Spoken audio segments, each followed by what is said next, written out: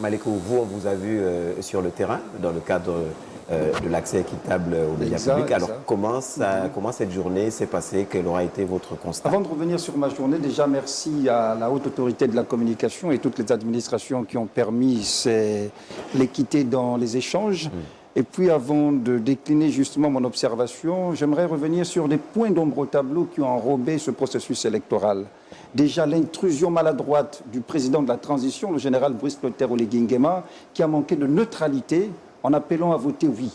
Le chef de l'État est au-dessus des clivages, au-dessus des partis, au-dessus des ethnies. Maintenant, quand le président de la transition s'autorise à prendre parti, ça cause problème. Je voulais également relever les directives martiales de la haute autorité, de la hiérarchie militaire, qui a quasiment donné des injonctions aux hommes de troupes à voter oui, en violation du principe du secret du vote. Je crois que le Gabon n'est pas une caserne à ciel ouvert où des militaires, présidents de la transition ou général de je ne sais quoi, s'autorisent à caporaliser une partie du peuple, que ce soit des hommes habillés ou pas. Je voulais également relever l'exclusion exprès des partis, c'est-à-dire le oui et le non, dans l'organisation du processus électoral. Nous allons subir la dictée du ministre de l'Intérieur, qui, lui, a un lien de subordination avec le président de la transition. Donc, il ne pourra pas, je ne crois pas, aller à l'envers de son supérieur hiérarchique qui a nommé et pour qui il a un lien de subordination à qui il rend directement compte. Il sera également difficile pour ce ministre de l'Intérieur d'aller à l'encontre de la volonté de tous les membres du gouvernement pour qui il y a un lien de solidarité et qui ont tous appelé à voter oui. Résultat des courses, sans verser dans la victimisation, parce que je suis confiant dans la victoire du non, je crois que le ministre de l'Intérieur, même si le non l'emportait, pourrait proclamer des résultats en faveur du oui, au nom du lien de subordination au président de la transition, au nom du lien de solidarité aux membres du gouvernement. Et pour ceci, je ne le dénonce pas seulement sur ce plateau, j'ai personnellement saisi avec d'autres Gabonais la Cour constitutionnelle pour dire que le ministère de l'Intérieur est ennemi de la fraude électorale au Gabon. Laisser seul le ministère, sans les partis impliqués, nous risquons de recommencer dans les mêmes erreurs. Et il ne sera pas surpris que la volonté du prince soit appliquée à l'issue de ces résultats. Nous sommes confiants, nous attendons les résultats pour analyser et apprécier. Et pour ce qui concerne le processus électoral et par rapport à mon observation, je veux dire, j'ai fait campagne. Malheureusement, les plus de 20 milliards de francs CFA décaissés dans la ligne budgétaire de l'État n'ont profité qu'au oui. Nous avons fait campagne, le non à fonds propres. J'ai visité 5 provinces, j'ai visité des communes, des départements et des villages.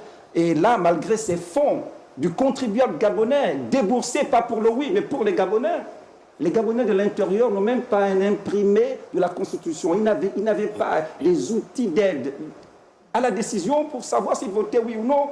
Donc ce sont les quelques rares Gabonais qui se sont déployés vers eux, qui ont donné des bribes d'informations, qui ont permis de décider. Voilà autant d'argent pour un seul camp. Même les populations qui sont les principales bénéficiaires de fonds de l'État n'ont pas reçu le moindre imprimé pour apprécier loyalement. Maintenant, mon observation, c'est que j'ai constaté, pour ce qui me concerne, à Libreville, un taux d'abstention manifeste. J'ai dit par rapport aux joutes électorales que l'on connaît dans ce pays. J'ai constaté une faible participation. J'ai des points focaux à l'intérieur du pays, à Port-Gentil singulièrement, une faible participation. Et l'agence gabonaise de presse a un article sur le net qu'on peut vérifier de faible participation, à Mouila et dans plusieurs localités. Et moi je dis que cette faible participation relève deux faits.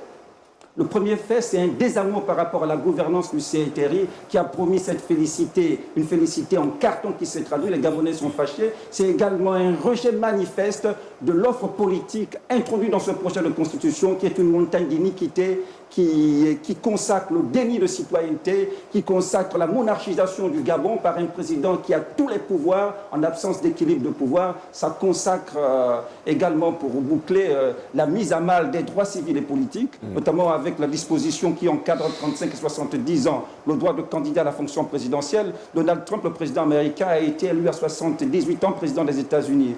Hors des États-Unis, en Afrique, Gbagbo, Mandela, Ellen Johnson Sirleaf ont été élus à plus de 70 ans. Alors, donc les principes de déni de démocratie, cette montagne d'iniquité doit être politiquement déchirée pour reconstruire le Gabon hors de ce que je n'ai pas envie de citer de ce projet de constitution. Monsieur Maléco, vous...